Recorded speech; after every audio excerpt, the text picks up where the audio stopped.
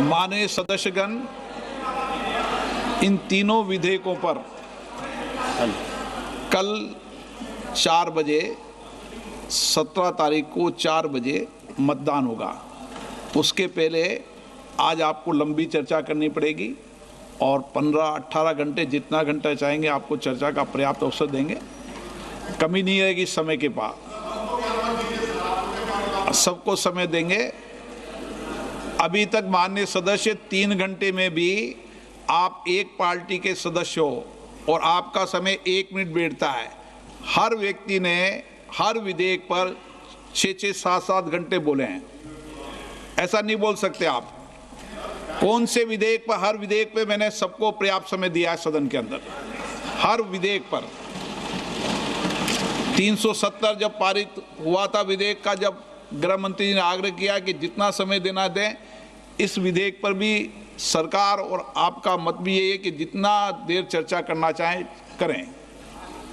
ये महत्वपूर्ण विधेयक है, विधेयक महत्वपूर्ण संविधान संशोधन है, इसलिए व्यापक डिटेल चर्चा होनी चाहिए और इस पर 4 बजे मतदान होगा ताकि सबको जानकारी रहे। श्री अर्जुन राम मेघवाल जी। धन्यवाद अध्यक्ष महोदय।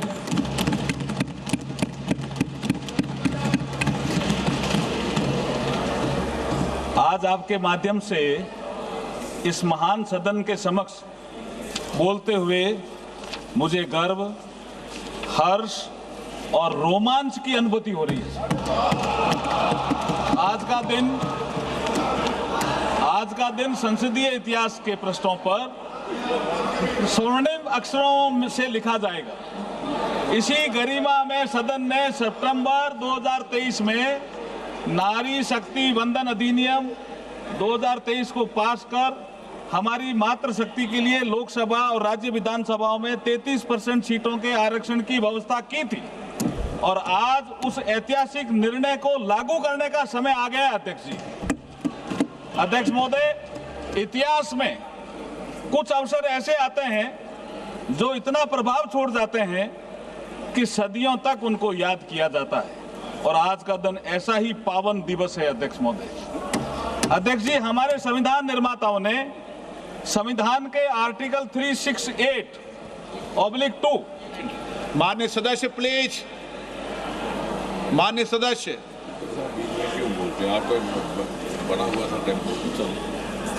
माननीय सदस्य, मैं आग्रह करता हूं कि अगर आप इस तरीके से उठेंगे तो मैं नामजद तरीके से बोलना पड़ेगा मुझे। प्लीज बैठिए, प्लीज माननीय सदस्य बैठिए। माननीय मंत्री जी महत्वपूर्ण संविधान संशोधन बोल रहे हैं, चलिए बैठिए। विशाल दा पाटिल, क्या तरीका, कई बार समझा दिया आपको। अगर आप व्यवस्था का पालन नहीं करेंगे तो आपको बोलने का मौका नहीं दिया जाएगा। माननीय अर्जुन मेघवाल जी। अध्यक्ष महोदय, जैसे आपने पहले कहा, मैंने शुरू कर दिया था, लेकिन जो आइटम आपने 10 नंबर रूल 66 में रिलैक्सेशन दिया, इसलिए मैं आपसे ये भी अनुरोध करता हूं कि जो अपना आइटम 11, 12 और 13, इन सब पे विचार करने के लिए एक साथ आप विचार करने की अनुमति हमें प्रदान करें। अध्यक्ष महोदय, मैं ये कह रहा था कि हमारे संविधान निर्माताओं ने संविधान के आर्टिकल 368/2 के माध्यम से संविधान को ये शक्ति प्रदान की है जिसके माध्यम से हम आवश्यकता अनुसार संशोधन कर लोक हित के निर्णय लागू कर सकते हैं। ये संसद को ही शक्ति दी है संविधान ने आर्टिकल 368 के तहत। इस पवित्र उद्देश्य से नारी शक्ति वंदन अधिनियम को लागू करने के लिए ये तीनों बिल आज इस महान सदन के समक्ष प्रस्तुत हुए हैं। महिलाओं को उचित प्रतिनिधित्व मिले, इसके लिए संविधान सभा में बहस हुई। श्रीमती हंसा मेहता, श्रीमती रेणुका रे, श्रीमती पूर्णिमा बनर्जी, श्रीमती अम्मू स्वामीनाथन जैसी महिला सदस्यों ने महिला प्रतिनिधित्व के मुद्दे पर संविधान सभा के समक्ष भी उठाया था। इसका मतलब मुद्दा 1949 से भी चल रहा है। अध्यक्ष महोदय, हमारे संविधान की प्रस्तावना में एक जस्टिस शब्द का उल्लेख हुआ है। जस्टिस की अपन बात को जोर देकर के भी संविधान सभा के निर्माताओं ने कहा है।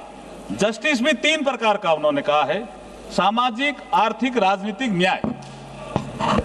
सर्वप्रथम यदि हम सामाजिक न्याय की बात करें तो ऐसा नहीं है कि इस दिशा में कदम नहीं उठाए गए। जो भी सरकारें रही उस पर चिंतन हुआ, लेकिन आदरणीय नरेंद्र मोदी जी की सरकार आने के बाद मातृशक्ति के सामाजिक न्याय के लिए अनेक योजनाएं संचालित की गई। वे उनकी स्पीड और स्केल को बढ़ाया गया। मोदी जी जब महिलाओं के लिए शौचालय बनाते हैं तो महिलाओं के सम्मान में वृद्धि होती है, उससे इज्जत घर का नाम दिया जाता है। पीएम आवास के माध्यम से जब 69% मालिका हक मातृशक्ति को दिया जाता है तो वो सुरक्षित महसूस करती है। उज्ज्वला योजना के माध्यम से जब गैस चूल्हा मिलता है तो स्वास्थ्य में सुधार होता है। धुएं भरी रसोई से लेकर गरिमापूर्ण जीवन तक यही हमारा सामाजिक न्याय, जिसकी कल्पना कभी बाबा साहब बी आर अम्बेडकर साहब ने की थी कि हमें नागरिकों को, समस्त नागरिकों को सामाजिक न्याय, आर्थिक न्याय, राजनीतिक न्याय देना होगा। प्रधानमंत्री मातृ वंदना योजना के माध्यम से जब गर्भवती महिला को पोषण मिलता है तो आने वाला भविष्य भी संवरता है। मैटरनिटी अवकाश को 12 सप्ताह से बढ़ाकर 26 सप्ताह किया जाता है तो पारिवारिक दायित्वों की पूर्ति का समय मिलता है। शस्त्र सेनाओं में महिलाओं को जब स्थायी कमीशन प्रदान करने से राष्ट्र सेवा में डिफेंस फोर्सेज का अभिन्न हिस्सा बनती है तो महिलाएं सशक्त होने का एहसास महसूस करती है। इसी प्रकार हम आर्थिक न्याय की बात करें, मैंने अभी तक सामाजिक न्याय की बात करी, अब मैं आर्थिक न्याय की बात करता हूं। अगर आर्थिक न्याय की बात करें तो योजनाएं पहले भी बनी, लेकिन जब मोदी जी आते हैं 2014 में तो इन योजनाओं के क्रियान्वयन में और परिणाम में विजिबल चेंज नजर आता है। महिलाओं के लिए जनधन खाते, प्रधानमंत्री मुद्रा योजना, सुकन्या समृद्धि योजना, लखपति दीदी, मुद्रा योजना में तो 60% से ज्यादा महिलाएं आर्थिक रूप से सशक्त और समर्थ बन रही है। तो सेल्फ हेल्प ग्रुप और स्टार्टअप के संचालन में स्वयं निर्णय प्रक्रिया में भागीदार बनकर आर्थिक योजना में सहभागिता दे रही है। अध्यक्ष महोदय, ये सब क्यों संभव हो पाया? ये ऐसे ही नहीं हुआ। ये उस दृढ़ इच्छा शक्ति और पवित्र भावना का परिणाम है जो आदरणीय नरेंद्र मोदी जी मातृशक्ति के लिए रखते हैं। इसलिए हम कहते हैं कि हमारे पास नियत भी है, नीति भी हो और मोदी जी जैसे सशक्त नेता भी हैं। अध्यक्ष महोदय, यदि हम राजनीतिक न्याय की बात करें, अभी मैंने सामाजिक न्याय की बात करी, आर्थिक न्याय की बात करी और राजनीतिक न्याय की बात, ये संविधान का जो हमारा प्रीएम्बल है उसी में उल्लेखित है। अध्यक्ष जी, पहला शब्द ही न्याय है। तो हम राजनीतिक न्याय की बात करें तो सर्वप्रथम हमारे संविधान निर्माता बाबा साहब भीमराव अंबेडकर जी ने महिलाओं को राइट टू वोट का अधिकार दिया। ये राजनीतिक न्याय है सर, जिसे उन्होंने यूनिवर्सल एडल्ट फ्रेंचाइज कहा। महिलाओं को राजनीतिक रूप से सक्रिय भागीदारी की ओर बड़ा कदम बढ़ाया। यूनिवर्सल एडल्ट फ्रेंचाइज को लेकर ऑल इंडिया वुमेन्स कॉन्फ्रेंस जो 1927 में, ये 100 साल का संघर्ष है सर, 1927 में पुणे में आयोजित हुई थी। 1931 तक सभी को वैक्स मताधिकार की मांग की गई थी, जिसे बाबा साहब भीमराव अंबेडकर जी द्वारा भारत के संविधान में साकार रूप दिया गया। राइट टू वोट महिलाओं को। बाबा साहब का कहना था, I quote, I measure the progress of a community by the degree of A progress which women have achieved. अर्थात मैं किसी समाज की प्रगति को महिलाओं की प्रगति से मापता हूं। माननीय अध्यक्ष जी, यहां एक विषय और उल्लेखनीय है कि जहां भारत में बाबा साहब ने आजादी के तुरंत बाद महिलाओं को समान मताधिकार उपलब्ध कराया, वहां दुनिया में, जो विकसित कही जाने वाली दुनिया में, लंबे समय तक महिलाओं को संघर्ष करना पड़ा। मैं इंग्लैंड का उदाहरण देता हूं, यूके का उदाहरण देता हूं अध्यक्ष जी, यूएस का। यूएस 1776 में आजाद हुआ, लेकिन महिलाओं को मताधिकार मिलने में कितने साल लगे? 144 वर्ष। और यूनाइटेड किंगडम, इसमें तो 1918 में महिलाओं को मताधिकार दिया, लेकिन लिमिटेड कर दिया कि जो महिलाएं 30 साल से उम्र के अधिक हो या जिनका पति प्रॉपर्टी से संबंधित क्वालिफिकेशन रखता हो, उसको दिया। और उसके 10 साल बाद 1928 में द इक्वल फ्रेंचाइज एक्ट के माध्यम से 21 वर्ष से अधिक आयु की महिलाओं को समान मताधिकार मिला। राइट टू रिप्रेजेंटेशन बाबा साहब का मूल वाक्य हुआ करता था। आज हमारे यशस्वी, तपस्वी, कर्मयोगी प्रधानमंत्री श्री नरेंद्र मोदी जी इसी दिशा में सोच रहे हैं इसी कारण मातृशक्ति को नीति निर्माण में भागीदार बनाने के लिए महत्वपूर्ण बिल पेश हुए हैं। ये बिल महिलाओं के समान भागीदारी के पॉलिटिकल जस्टिस को पूरा करेगा। सर, आर्थिक न्याय, सामाजिक न्याय, राजनीतिक न्याय की बात प्रस्तावना में तो खूब कही गई है, लेकिन लोगों ने उसको लागू करने का प्रयास नहीं किया। अगर लागू करने का प्रयास किया तो आदरणीय नरेंद्र मोदी जी ने करने का प्रयास किया। अध्यक्ष महोदय, अब मैं आपकी अनुमति से बिल के प्रावधानों के विषय में सदन को थोड़ा अवगत कराना चाहता हूं। जब आजादी के 75 वर्ष के बाद अमृतकाल के युग में प्रधानमंत्री श्री नरेंद्र मोदी जी ने नए संसद भवन में पहले बिल के रूप में 18 से 21 सितंबर 2023 को विशेष सत्र के माध्यम से नारी शक्ति वंदन अधिनियम पारित करवाकर लोकसभा व विधानसभा में महिलाओं के 33% प्रतिनिधित्व को सुनिश्चित करके लोकतंत्र को पुष्पित व पल्लवित करने का अभिनव कार्य किया है। आज उसी श्रृंखला में हम ये अमेंडमेंट बिल लेकर के आए हैं।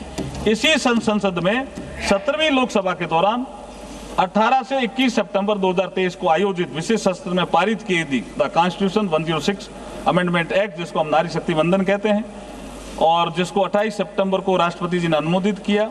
इसके माध्यम से संविधान के आर्टिकल 330A, 332A, 334A को इंसर्ट किया गया था तथा आर्टिकल 239AA में अमेंडमेंट किया गया था, ताकि लोकसभा व राज्य विधानसभाओं तथा एनसीटी दिल्ली की असेंबली में भी लगभग 1/3 सीटें नारी शक्ति के लिए आरक्षित की जा सके। इस संबंध में सदन में चर्चा के दौरान विपक्ष में अन्य दलों के नेताओं ने अनुरोध किया था कि इस वुमेन रिजर्वेशन बिल का क्रियान्वयन जल्दी से जल्दी किया जाए।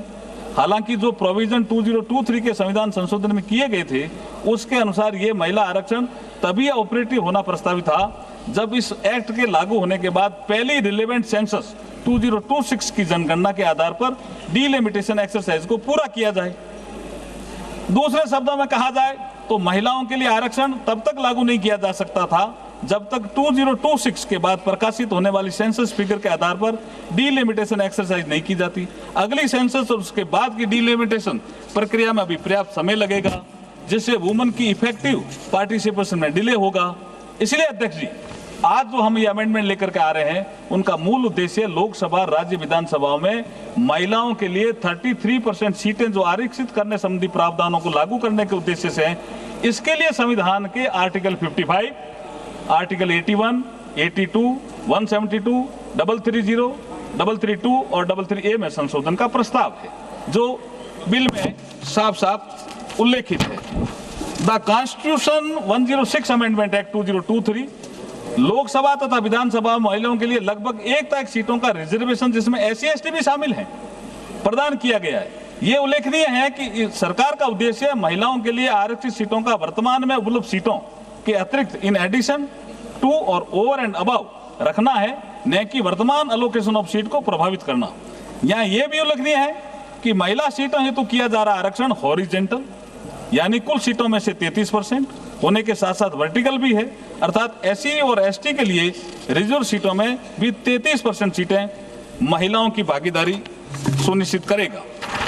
पूरे देश में एक समान और न्याय संगत तरीके से महिलाओं के लिए 1/3 सीटों के रिजर्वेशन को प्रभावी बनाने के लिए ये आवश्यक होगा कि लोकसभा में वर्तमान सीटों के अतिरिक्त कुल सीटों की संख्या में समान रूप से 50% की वृद्धि की जाए। लोकसभा की वर्तमान सीटों में 50% की वृद्धि की जाती है तो सदन की नई स्ट्रेंथ 815 सदस्यों की होगी।